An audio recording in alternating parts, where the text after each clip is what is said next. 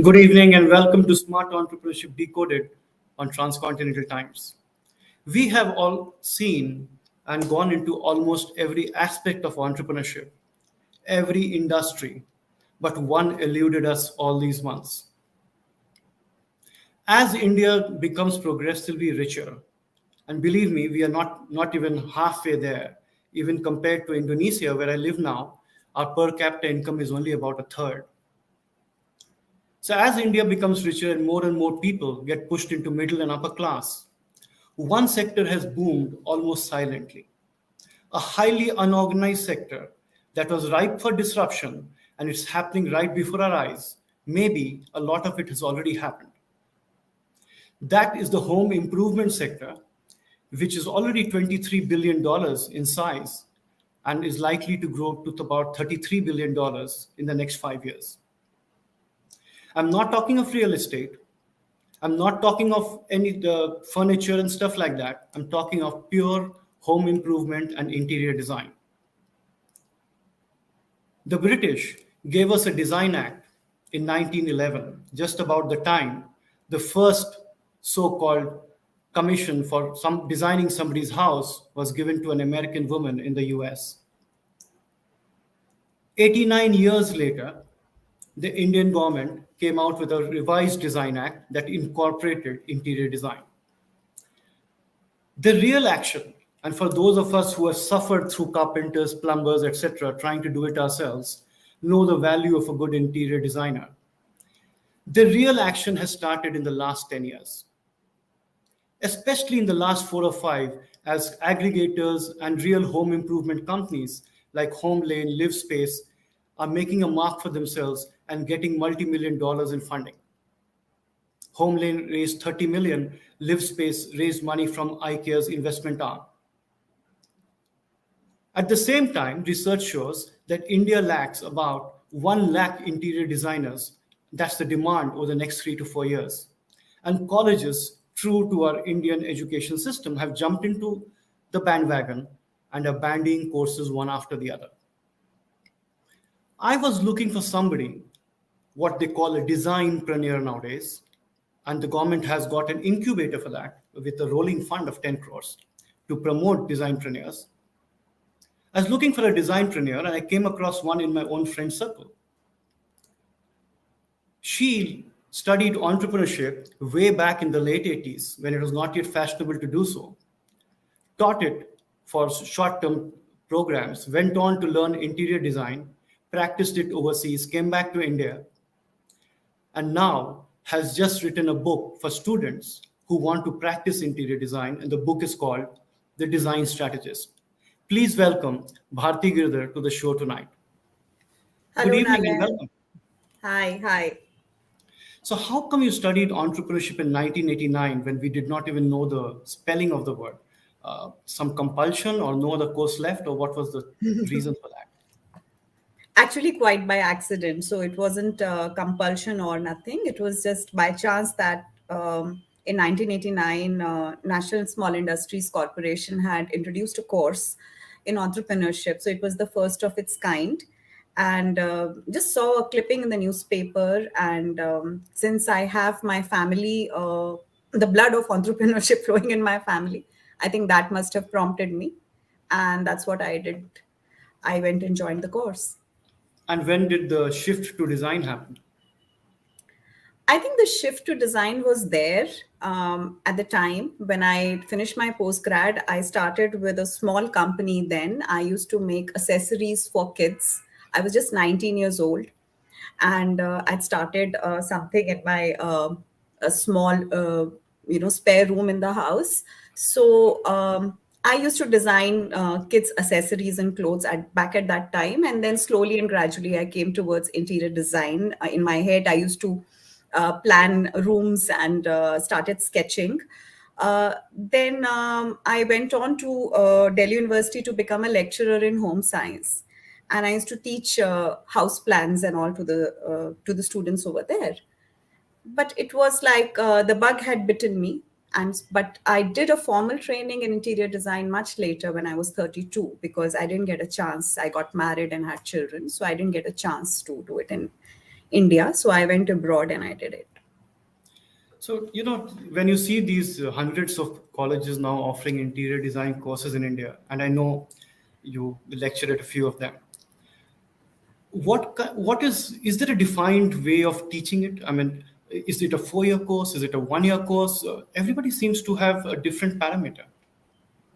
Yeah, even I have learned for the last 5 years when I have been interacting with the colleges and institutes that there is a diploma and then there's a certificate, and there is 2 years diploma, there is a 3 year certificate.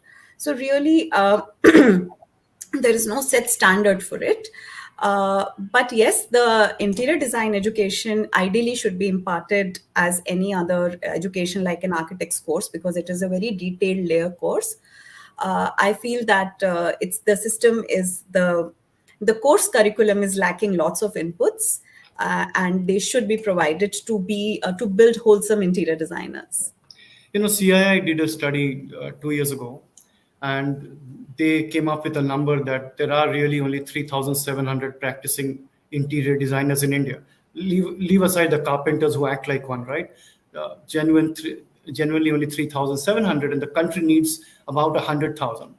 Yeah.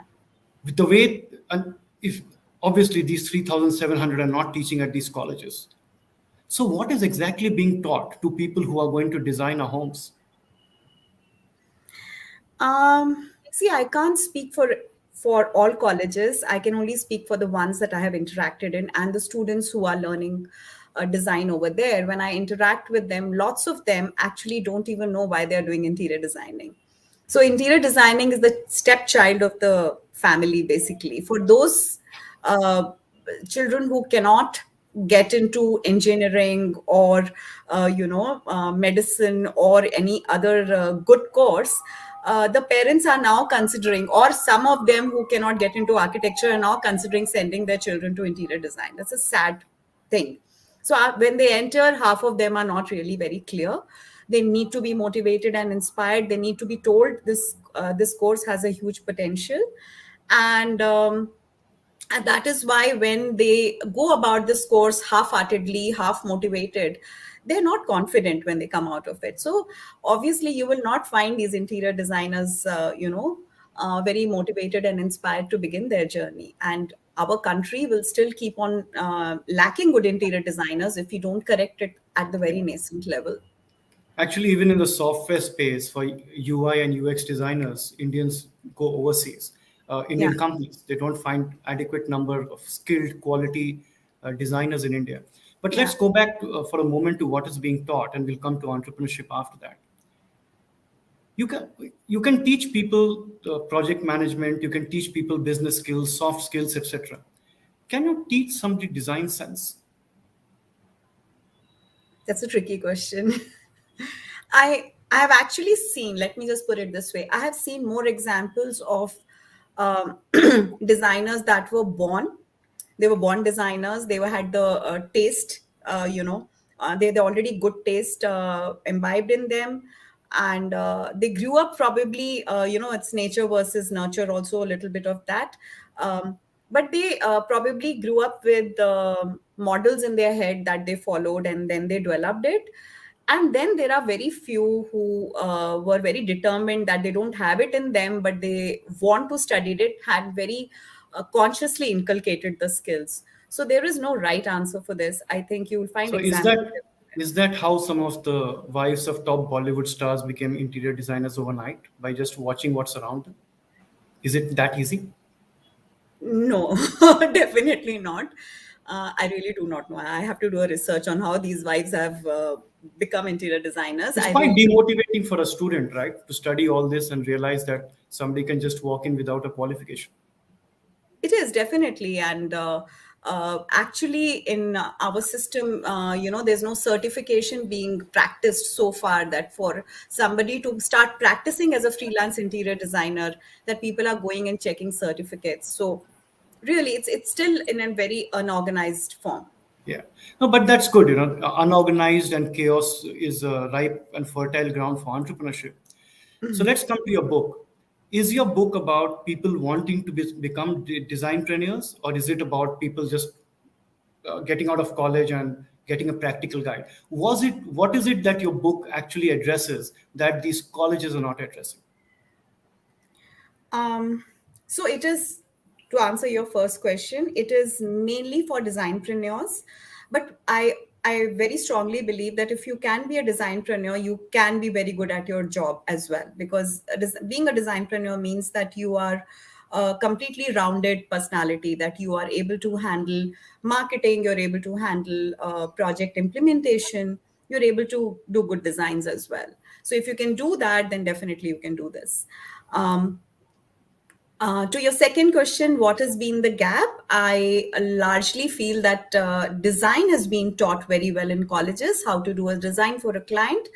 But how to go about implementing the projects, how to find out what kind of clients you are dealing with, or what kind of projects you're dealing with, what kind of conversations that you should have with the client, and what kind of contract should you draw up with a vendor, and how should you actually go about executing different kinds of projects.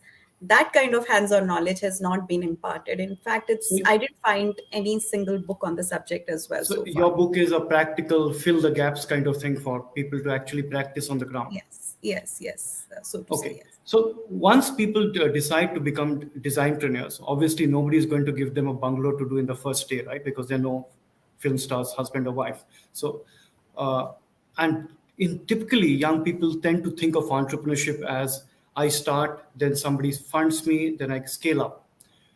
For an investor, it is virtually impossible to invest in a business which is dependent on a personal skill, like a Yes. chef or a Yeah. barber or an interior Yeah. designer. I'm not trying to demean it, but it's Yeah. not scalable. One designer cannot be at multiple places. So, what's your view on that? How do designers set up a business which is beyond their own individual time? I think you have to take very, very small baby steps to begin with. You cannot jump into, getting investments for your company, because, like you rightly said, it's a service-based, single-person dependent company. So you have to take baby steps, establish your firm, and once you have enough experience doing up projects and you are capable of juggling up multiple projects, that's the time that you should form a firm, and then you can probably, bring investors on board. So is there a need that some these people should partner with people with other skills, or are they better off taking a back seat and being a designer in an entrepreneurship setup? I mean, owning equity, they can still own equity, but do they Yeah. really need to be in front because it takes a lot of time? It does take a lot of time. No, this could be an alternate model for some, but some who are good at doing it all can practice alone. There is nothing that's stopping them. But yes, if they have a good partner who can fill in their gaps, I think then the growth can be faster. Definitely. Okay. So are you one who has been a theoretician and written this book, or do you actually practice interior design? No, I've been practicing interior design for the last 20 years. And for the last 2 years, just before pandemic, I started mentoring and coaching. And that's when, I actually took this book to seriously and started writing, because I met many students who were struggling with these kind of areas. So how long did it take you to write this book? About 3 years plus. That complicated a subject, is it? No, it was there was nothing to fall back on. Like I have seen books on interior design which are written by foreign authors, a lot of UK based and US based authors, but I did not find any much of content on in Indian context. So obviously, finding that validation was not there, so it took me So time. I had to.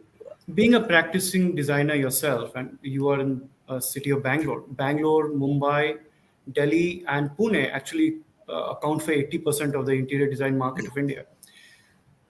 For young people who come out, what will be their greatest challenges first day when they're out? You'll be surprised to know, but I think the greatest challenge is to get started, to just figure out where to find the projects. To I find that most of the students, if you ask them what is their biggest pain point, they tell mean that, what if I get a call from a lead, of potential lead?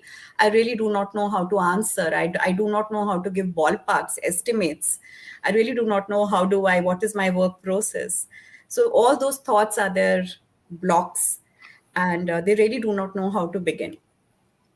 But if you speak to customers, uh, I could say from personal experience as well, when you speak to customers, they often feel that designers, instead of simplifying complex situations, tend to make simple situations complex.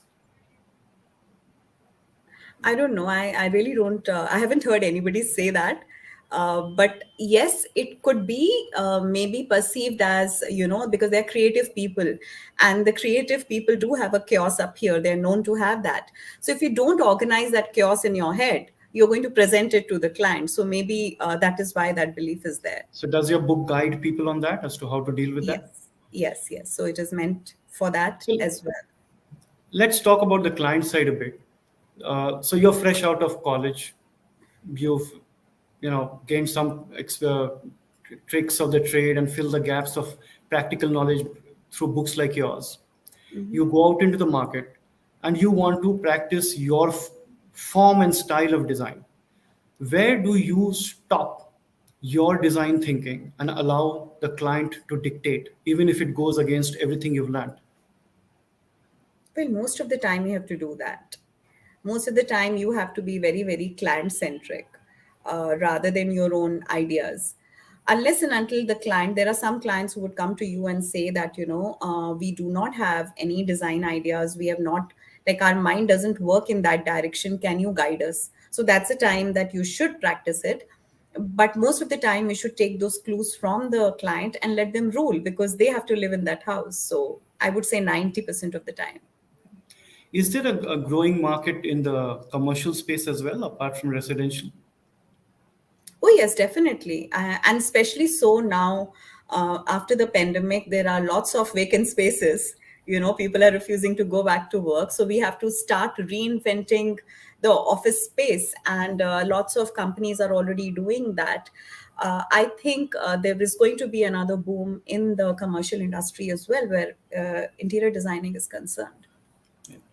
So a lot of people who getting into interior design for the first time, because India has got this huge mass of people coming into the middle and upper class. Hmm. They are naturally hesitant, right? It's their hard-earned money, and they tend to Yes. think that it will increase their cost in some way. There are already transparency issues, material issues, etc., which they are scarred by, not because of the designer, but Yeah. because of carpenters, plumbers, or whatever you say. Yeah.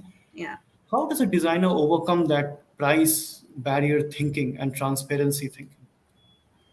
See, there is a very natural graph that an interior designer has to follow. As a beginner, you have to be 100% transparent. And why I say that is because when you start as a beginner, your elements of designs are mostly well defined, and you must give that cost to the client so that the client is able to trust you. So you have to put it out there in a very organized form and give each line item. And as you grow and you start to do more layered design, that is the time when you want to take a little bit of more freedom, creative freedom, by asking it from the client. And at that point, you can go for more lump sum cost. But to begin with, I think you have to give a complete transparency and let the industry, let your clients form that trust on you. It is extremely important. Let's move to some of the new age design companies, right? We have now MS Dhoni pitching for one of them as well. Uh, I'm sure they're doing good because, unlike other startups, they are actually getting into a Yeah. path of profitability and good Yeah. profitability. Yeah. So, from that perspective, it's fine. But from a customer's perspective, what has changed? But particularly, what I want to know is when you try to take a creative process and say, I'm going to do it in 2 weeks or 3 weeks or whatever it is, are you commoditizing design? Are you removing the element of the individuality or sheer skill and just commoditizing it? Are people now getting boxed solutions? I wouldn't be so harsh in judging that, because I think the very fact that they are being successful, they are definitely catering to a very critical need of the clients. And as long as the clients are happy and their needs are met, we are nobody to say anything. But from a designer's perspective, I feel like they're the fast food of interior design. It's a fast food chains of interior design. So according to me, if you ask me, I like to brew my design over a time period of, say, 5 or 6 meetings with a client. I try to get USP, what they really like. But if the client is okay with this, I think you get what you pay for. They're getting their value, so be it. We have Would you? enough space in the industry for everyone No, I'm to. sure, sure. It's quite a large market and Yeah. growing really fast. So, would you Yes. suggest to young design professionals who come out of college to work in these companies or to work with individual designers as an apprentice? Well, depends on what they're looking for. If they're looking for monetizing whatever that they have studied, and that's the criteria, then yes, definitely. But if they are learning, if they want to learn more and they want to be a hardcore interior designer, then definitely it's better to get associated with either a mentor or somebody who's more experienced in the field, and preferably join a startup, a freelancer, so that they can get the maximum exposure. And when these entrepreneurs, and I see a lot of design entrepreneurs coming in and trying to solve this disorganized market. Yes. With these newer companies coming in, do you see a change in the supply chain or more predictability in materials, etc.? Because that has always been the bane, right? Yeah, that's always been the pain, and I think a lot of things are getting sorted. The technology is helping us. There are so many apps that people in designers like us can turn to for sourcing their materials or for getting things done much easier and quicker. So I think that all is enabling it. So, for many of us who travel overseas, one of the common uh, things you hear from people is everything there overseas, in the developed countries at least, is so well finished. Yeah. And sometimes in India, you can spend an enormous amount and still be left half pregnant, still expectations are not met.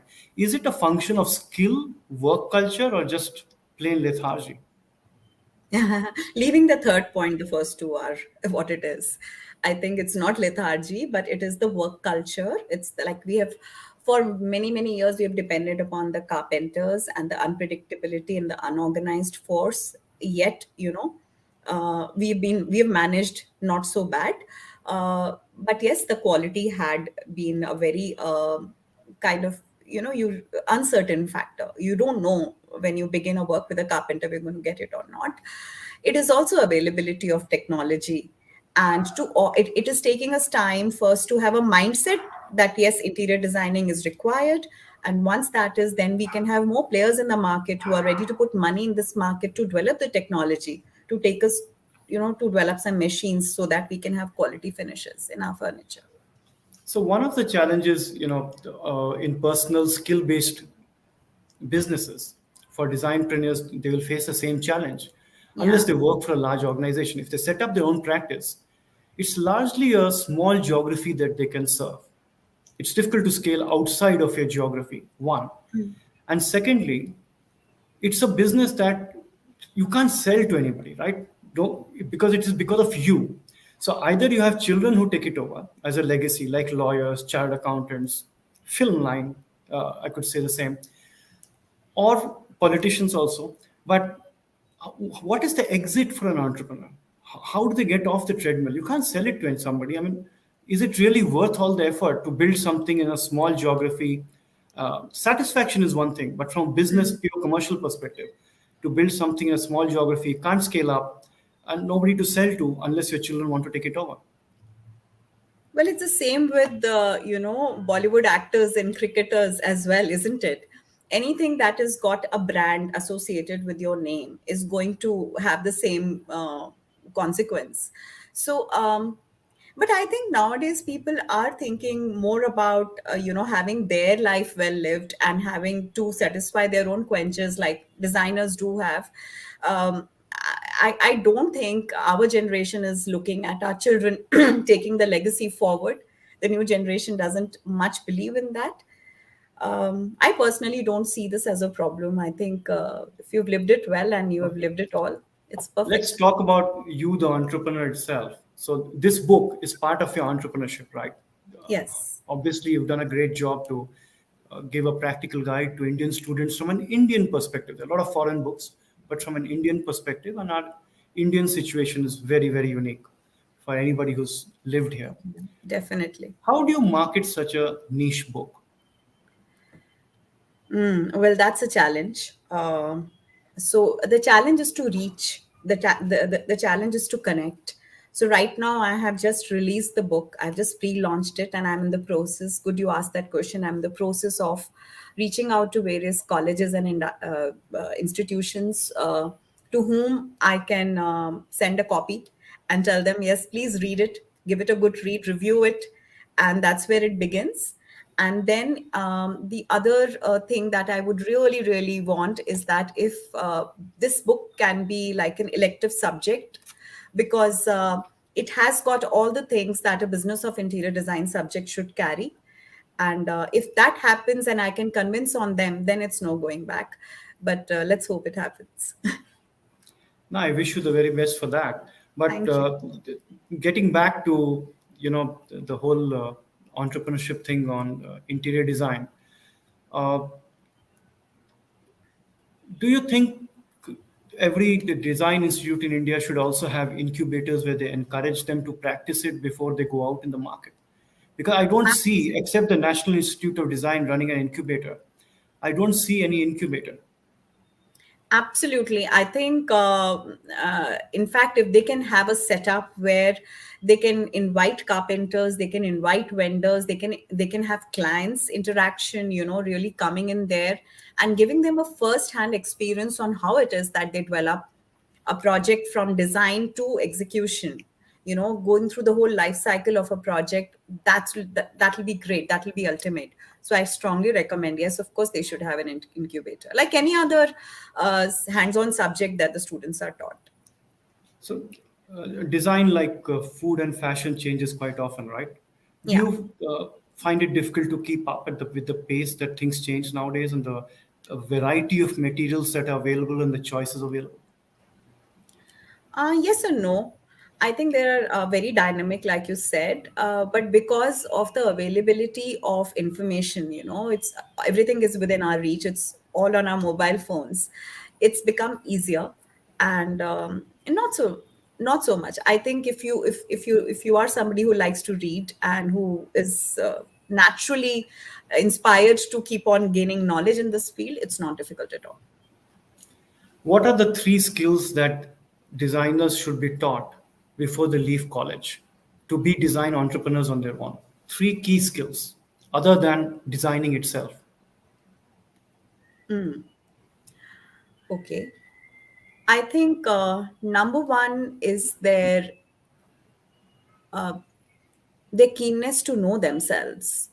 They should know why they are in this field. So the skill to be able to, what I call is as a SWOT. You should be able to do your SWOT analysis and know what exactly who you are.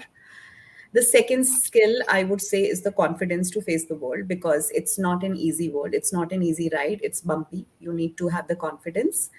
And the third, if it has to be, then it has to be you need to be a juggler. You need to be able to juggle up many things as an entrepreneur. So, yeah, I think these three skills. So, Bharti, we are completely out of time. One final question. Sure. Apart from interior design and being a serious practitioner, what else do you do? Anything else that helps you relax or anything that you do as a hobby? Lots of things. I write. I do read a lot. And I like to do any kind of crafts, basically. So, yeah, I mean, I listen to music. There are lots of hobbies to go back to whenever I'm tired.